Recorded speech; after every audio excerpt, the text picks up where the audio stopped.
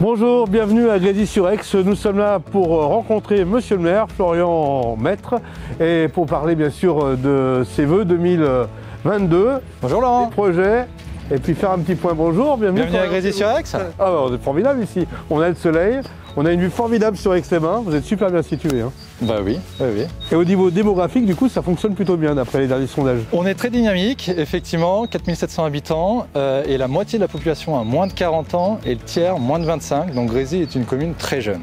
On va passer une dizaine de minutes ensemble, on va enlever les masques pour la compréhension de tous, sachant que dans une commune comme la vôtre, on n'est pas obligé de le porter en extérieur.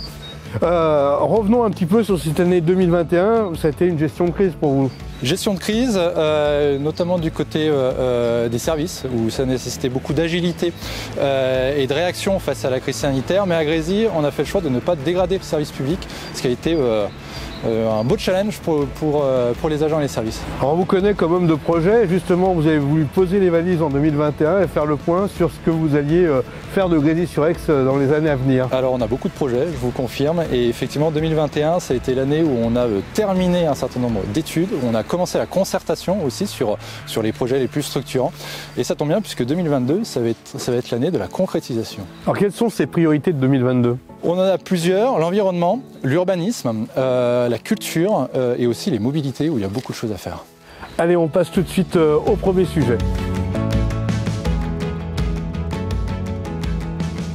La priorité pour vous, c'est l'environnement au cœur de la commune avec cet atout, là, les 30 000 m² d'espace vert qui ne manquent qu'à être aménagés. Effectivement, l'environnement, c'est le défi du siècle et la commune a plusieurs axes de travail, dont le développement des îlots de fraîcheur.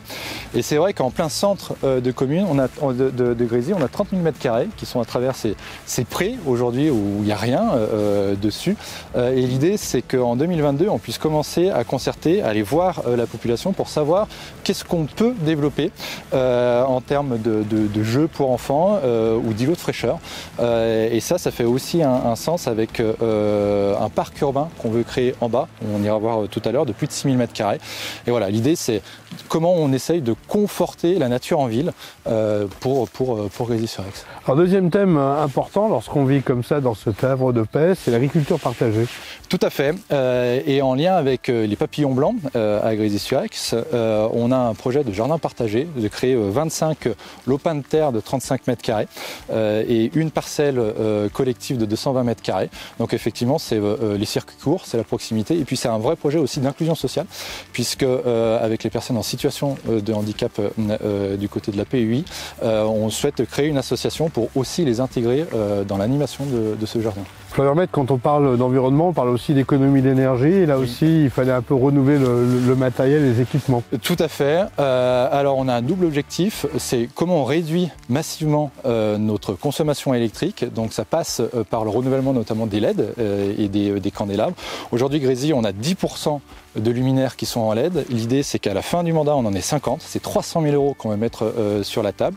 Et ça on diminue, mais aussi on souhaite produire de l'énergie solaire. Et on est en train de finaliser les études pour voir quelles sont les toitures des bâtiments publics qui va nous permettre, et c'est l'objectif, de produire 50% de la consommation de la commune. Voilà. Et on a par exemple les toitures de l'église qu'on peut installer en panneaux photovoltaïques, de l'école maternelle, du collège, de l'école élémentaire et notamment aussi avec d'autres ombrières. Voilà. Donc ça, en 2 ans, c'est fait. Voilà pour les premiers projets, mais restez avec nous parce qu'il y a encore d'autres idées qui vont fusionner.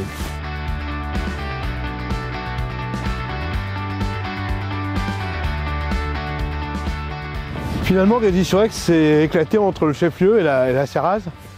Effectivement, et l'idée c'est d'améliorer la connexion entre les deux, notamment avec le projet de cœur de vie qu'on porte juste à côté, en aménageant quelque chose de plus apaisé pour éviter de prendre ces escaliers et qui va directement se connecter vers le futur parc public qui sera juste en bas. On voit qu'il y a du mouvement à la Serraz, on va y aller puisqu'il y a plus de 170 logements, c'est ça ? Exactement. Affaire à suivre.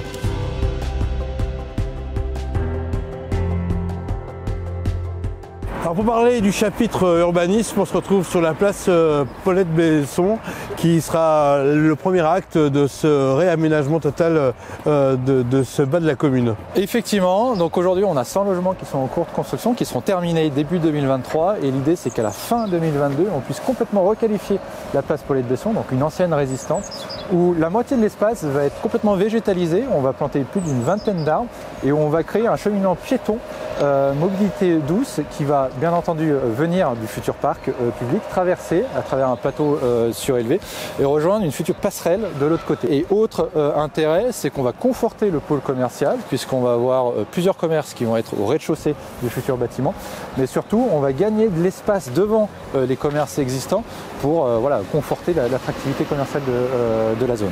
Et ça, ce n'est que le premier acte. Acte 2 de cette urbanisation, c'est ici, le futur Rési. Effectivement, il faut avoir beaucoup d'imagination, puisqu'ici c'est un quartier qui va complètement être métamorphosé d'ici 2025, où l'idée c'est de créer une esplanade qui va partir de la place Paulette-Besson et qui va arriver sur un futur bâtiment culturel, où là c'est le plus gros investissement du mandat. Il y a 3 fonctions. Première fonction, c'est une véritable maison des associations. C'est une demande très récurrente de la part de nos associations pour avoir des locaux mutualisés. Second pôle, c'est la bibliothèque qui va prendre de l'ampleur et qui va devenir une médiathèque au goût du jour, entre guillemets, avec notamment tout ce qui est émergence du numérique. Et le troisième pôle, c'est vraiment l'élément différenciant du bâtiment culturel. C'est un pôle son-image où en fait on va proposer 2 studios d'enregistrement, un studio de 13 mètres carrés qui va faire de la musique assistée par ordinateur, et un autre studio beaucoup plus grand, et y compris une boîte noire où on pourra tourner des clips vidéo ou faire des répétitions de concerts. Voilà. Donc ça c'est le plus gros investissement, ça va se passer derrière nous. Et après, le parc public dont je vous parlais va démarrer aussi de ce centre. Là, on a vu la construction des premiers logements. Et effectivement, voilà, donc ça va démarrer ici et ça va longer le Cirrose jusqu'à Route des Bauges. Donc c'est un parc public qui va être créé clé en main entre guillemets de plus de 6000 m². Donc cette place que où nous sommes va être complètement métamorphosée. Ah, exactement, là on sera sur le futur parc public et effectivement après on va aussi créer une voie de dessert qui va desservir 170 logements. Eh bien, vous ne manquez pas d'idées et c'est pas fini.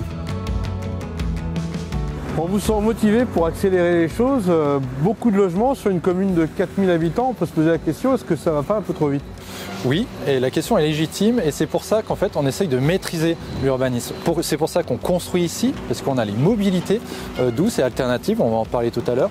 Et surtout la volonté du conseil municipal, c'est de mieux maîtriser l'urbanisme et on va profiter de la modification fin d'année du plan local d'urbanisme intercommunal pour mieux prioriser, pour mettre un peu le développement là où on souhaite. Et il faut vraiment que les promoteurs se disent, s'ils veulent venir à Grésy-sur-Aix, c'est avec les conditions de la mairie, c'est nous qui sommes élus. Et il faut aussi que les habitants et les propriétaires comprennent qu'il ne faut pas faire de la surenchère, parce que qui dit surenchère, c'est du foncier qui explose et du coup plus de logements. Voilà. Donc Grand Lac, c'est un territoire de compromis et bien entendu, c'est aussi du côté de Grésy. Allez, découvrons maintenant la mobilité. Symboliquement, pour parler mobilité, on se retrouve sur les quais de la gare de Grésy-sur-Aix et ça va être un peu la jonction de toutes les mobilités, que ce soit rail, que ce soit automobile ou vélo. Effectivement, 2022, ça sera l'année de la concrétisation du pôle gare, pôle multimodal de la gare. Pourquoi? Puisque Grand Lac va à la fin de l'année construire un parking relais de 45 places qui permet après de prendre le train à Grésy-sur-Aix. Le département va refaire la route départementale 49E pour la sécuriser notamment en termes de croisement piéton. Et puis aussi Grand Lac va créer une portion supplémentaire de la fameuse véloroute des 5 lacs et qui rejoint entre Lac, Rumilly jusqu'à Aix-les-Bains et Chambéry, donc il va passer devant la gare. Nous, la commune, on va s'occuper aussi d'une autre jonction cyclable jusqu'à la Chevraie. Et puis aussi les mobilités pour Grésy, c'est du covoiturage où les bornes de covoiturage spontané ont été installées cette année. Et puis on aura aussi une bonne évolution du côté des bus, puisque la nouvelle délégation de service public des bus du côté de Grand Lac va prendre effet le 4 juillet. Ou pour Grésy, on aura un bus toutes les 15 minutes au lieu de toutes les 20 minutes et qui va passer par le centre-bourg. Florian Maître, on va terminer avec le commerce. On va se retrouver à 2 pas d'ici sur le nouveau centre commercial Cellier.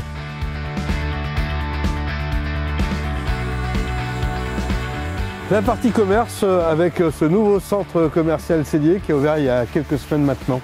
Effectivement, une très grosse dynamique commerciale pour Grésy-sur-Aix, puisqu'on est sur une trentaine de créations de cellules commerciales, dont Cellier, effectivement l'ancienne usine emblématique de Grésy-sur-Aix, qui a complètement été retransformée en pôle commercial et qui redynamise l'entrée nord de Grésy, plus Porte des Bauges, où on a des nouvelles unités commerciales qui ont été construites. Donc, là aussi, on voit une belle évolution. À une très grosse évolution. Voilà, on est sur une trentaine de commerces qui ont ouvert, mais maintenant, il faut que les commerçants aussi puissent se fédérer.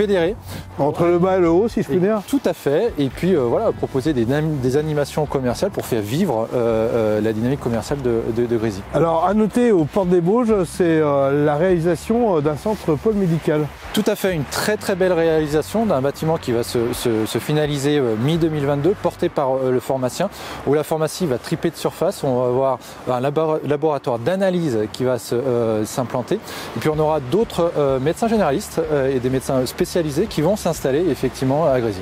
Allez, on va terminer paisiblement ces vœux, monsieur le maire, du côté du Cierrose. Symboliquement, nous terminons cette émission au Cierrose, un lieu historique et authentique.